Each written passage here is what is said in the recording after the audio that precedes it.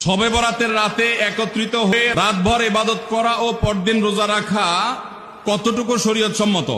ভাইরা আমার, শবে বরাত উপলক্ষে রাতভর একত্রিত হয়ে মসজিদে ইবাদত বন্দেগী করা কোনো হাদিস দ্বারা প্রমাণিত নয়।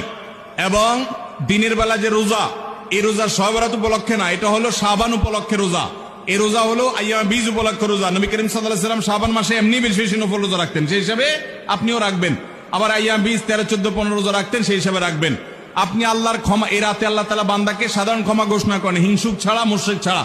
এই রাতের এই ফজিলত পাওয়ার জন্য আপনি চেষ্টা করলে সেটা ভালো, আল্লাহর কাছে ক্ষমা লাভের চেষ্টা করবেন, কিন্তু বেদাতি কোনো পন্থায় না।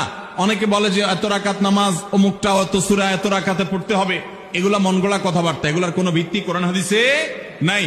আবার অনেকে মনে করে হালুয়া রুটি খাইতে হবে, আতশবাজি করতে হবে, আলোকসজ্জা করতে হবে।